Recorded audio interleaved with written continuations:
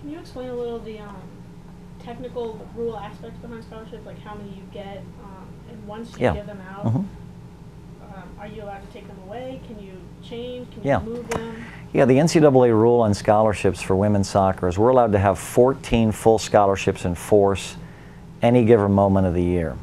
So what this means is it doesn't have to be 14 fulls. You can divide it up into, 500 book scholarships. I mean, you can do it any way you like, as long as the equivalency ends up equaling 14 full scholarships. And what was the other part of that question? Are you allowed to take them away? Yeah. Can you move them once you are? You can virtually do anything with a scholarship offer. The scholarship offers are actually made in one-year commitments.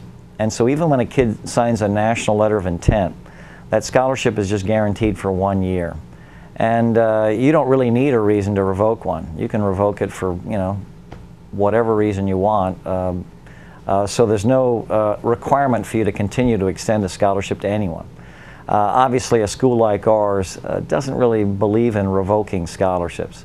So even if the kid didn't end up the sort of kid you were expecting when you made the offer, a school like this is very reluctant to reduce an offer or eliminate one.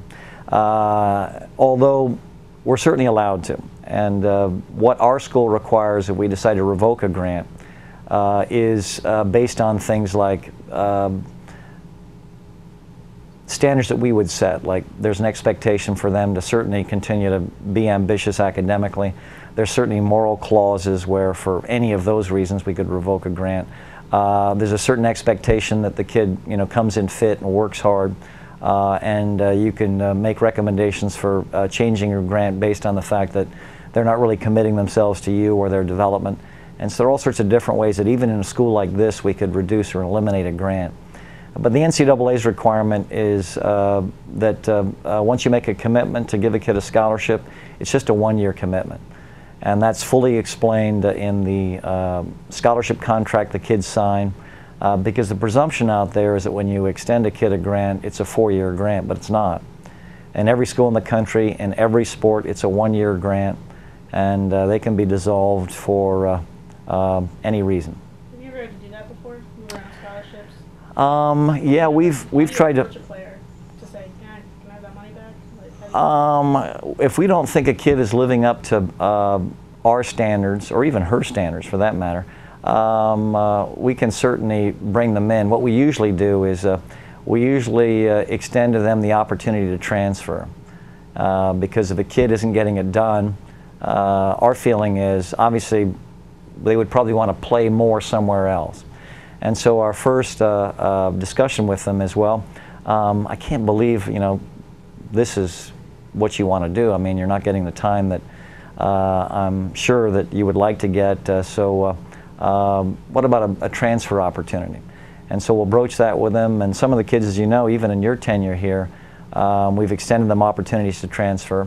And I always feel morally obligated to help them. I try to find them a place where they either get as much or more money, hopefully a place where they'll play more and have a chance to impact on the team. But that's my first, I guess, offer to them, to find another school for them where they can get more money, or as much at least, and certainly play a lot more. We explored kind of that situation in depth with Comzak. Mm-hmm. I know that's something that she was going through last year. Can you explain just a little bit the recruiting process of getting Katie, like how you were involved with her? She explained it to us a little bit. Sure. And generally how she progressed as a player, like when she came in, was she not what you expected? Did she not work hard enough? And the actual meeting that you had with her where transfer was brought up, and how her scholarship got changed to financial aid, which she's on now. Yeah, I remember we recruited her. I saw her in camp, and I liked her in camp. She seemed to have a fighting spirit. She seemed to have some qualities I thought could impact here. When we recruited her, we didn't have any illusions, though. I mean, she knew it was going to be a tough fight for her to get on the field. But a part of that tough fight for her was she had to work her rear end off to play here. And there's a collection of people that we will recruit that have the potential to play here, but not by, lying on the couch eating bonbons all summer. That's not a preparation that this kind of kid, and certainly in her case, she wouldn't have an opportunity to do that and play at a school like this. And so I don't know if she was just completely confused about the requirements or what, but my impression from her first preseason here is that she didn't do anything in the summer. And I don't know if she felt like she could fleece her way onto the field, or I don't know what was going through her mind, but basically her preparation coming in was not the preparation of a scholarship athlete. So I was disappointed. I mean, in the first couple of days of preseason, I could tell she didn't do the work. So she was a quality player, so my first meeting with her, I don't know if it was the first meeting, but some meeting with her, I broached the prospect of her transferring. I guess she liked it here so much, she didn't want to transfer. Her family was in a position where they actually needed some scholarship money for her to survive here.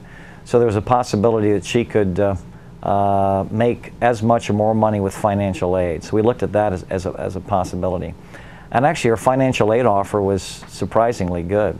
I can't remember all the details, but I think she ended up getting as much or more on financial aid than she ever would have gotten with us on scholarship. So we certainly broached the transfer possibility with her.